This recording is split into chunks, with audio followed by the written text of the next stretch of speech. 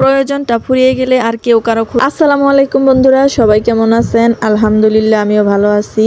তো দেখতে পাচ্ছেন আমি রান্না করতে চলে আসছি। আজকে রান্না করব এই তো মিষ্টি কুমড়া ভাজি করব। লাল লাল পাকা টকটকে মিষ্টি কুমড়া কেটে নিলাম।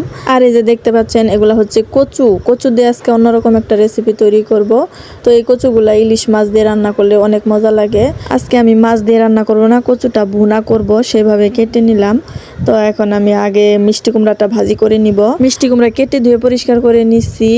কড়াইতে তেল দিয়ে এখন পেঁয়াজ কাঁচামরিচ দিয়ে দিলাম। এখন লবণ হলুদ দিয়ে একটু সময় ভালো করে ভাজি করে নিব। লবণ আর হলুদ দিয়ে দিলাম। এর আগে দেখলেন আমি মাটির পাতিলে ভাত রান্না করে নামাইলাম, সেটা বলতে ভুলে গেছিলাম, তাই এখন বললাম। অনেকেই আমাকে কমেন্ট করে আমার ভিডিও দেখে আমি মাটির চুলায় রান্না করি এইভাবে, আবার অনেক সময় মাটির পাতিলে রান্না করি। আসলে আমি শখ কইরা এখানে রান্না করি, ভালো লাগে মাটির পাতিলে মাটির চুলায় রান্না করতে মাঝে মাঝে।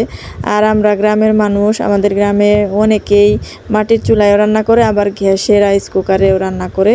তো দুইভাবে রান্না করে মানুষ, যখন যার যেটা ভালো লাগে।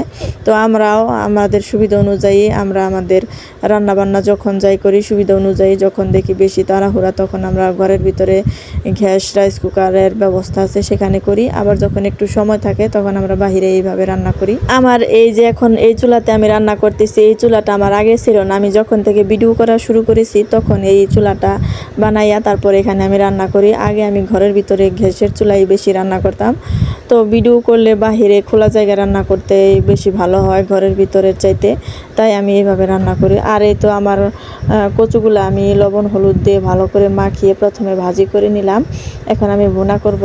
কচু ভুনা করার জন্য প্রথমে আমি কড়াইতে তেল গরম করে সেখানে পেঁয়াজ কুচি দিয়ে দিছি। তারপরে আমি অফ ক্যামেরায় কিন্তু এখানে আদা আর রসুন বাটাও দিয়েছি, তো আমার ক্যামেরা অন করতে মনে ছিল না। আর কয়েকটা কাঁচামরিচও বেটে দিছি। এখন আমি হলুদের গুঁড়া, ধনিয়ার গুঁড়া আর একটু লাল মরিচের গুঁড়া দিয়ে দিলাম। তারপরে একটু পানি দিয়ে এখন আমি ভালো করে পেঁয়াজের সাথে মশলাগুলো ভালো করে কষাই নিব। তো আমার ভিডিওটা দেখা বলবেন, কমেন্ট করবেন যে এরকম কচু ভুনা কেউ খাইছেন কিনা। তো আমি আগে কখনো খাই নাই, অনেকেই দেখছি অনেকেই কচু ভুনা করে খায়। আজকে আমি প্রথম রান্না করলাম, আবার খাইয়াও দেখছি। খাওয়ার পরে আমি এই ভিডিওতে ভয়েস দিতেছি, তো আমার কাছে খুবই ভালো লাগছে। এই তো এখন মশলাটা ভালো করে কষাইয়া তারপর আমি ভেজে রাখা কচুগুলো দিয়ে দিলাম। এখন কচুগুলো দিয়ে ভালো করে নেড়ে চেড়ে মশলার সাথে ভালো করে মিশিয়ে নিতে হবে। তারপরে একটু কষাইয়া এখন আমি ঝোলের পানি দিয়ে দিলাম। এই পানি দিয়ে ভালো করে একটু সময় জাল করে সেদ্ধ করে নিতে হবে। এখন একটু সময় আমি রান্না করে নিব। অনেক সময় কিন্তু আমি রান্না করে নিব, তো ভিডিওতে তো অত সময় আমি নেই নাই। আর এই তো দেখেন কচুটা ভুনা প্রায় হয়ে গেছে, এখন আমি নামিয়ে নিব। এই তো দেখেন আমার কচু ভুনা হয়ে গেছে। আর এই ছিল আমাদের আজকের রান্না বান্না। ভিডিওটা কেমন লাগলো অবশ্যই কমেন্ট করে জানাবেন।